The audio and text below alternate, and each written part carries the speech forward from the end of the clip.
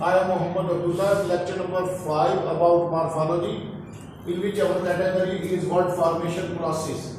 We are discussing blending, compounding, derivation, and now our topic is compounding.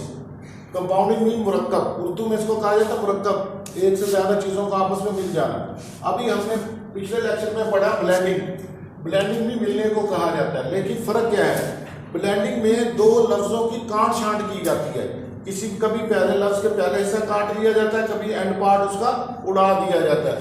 लेकिन compounding में जो दो मुख्तलिफ लफ्ज़ लिए जाते हैं उनकी काट छांट नहीं की जाएगी, बल्कि उनको आपस में मिलाने से एक नया लफ्ज़ क्रिएट हो जाएगा। तो जैसे आप एग्जांपल देखें, रेन अपने तौर पर एडजस्ट करता है, वो अपने तौर पर करता है। अब हम इसकी क्लिपिंग नहीं करेंगे, हम इसको शॉर्टनिंग नहीं करेंगे, लेकिन इन दोनों को मिक्स करने से एक तीसरा लफ्ज क्रिएट होता है जिसका नाम है रेनबो, कोसे कजा।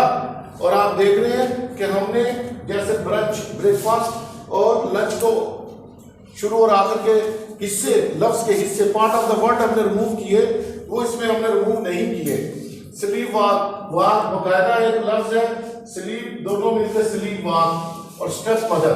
तो इन एग्जांपल के साथ ये बात कंपाउंडिंग, ब्लेंडिंग, क्लिपिंग, इन लफ्जों से हम मजीद लफ्ज बनाने के एबल हो जाते हैं, काबिल हो जाते हैं और नए लफ्ज हम पैदा कर सकते हैं, बना सकते हैं, और ताकि हमारी मेंटल वोकैब में मजीद इजाफा हो और एग्जिस्टिंग लैंग्वेज में वर्ड्स का इजाफा कहलाता है। और यही चीज प्रोडक्टिविटी ऑफ मॉर्फोलॉजिकल एनालिसिस कहलाती है।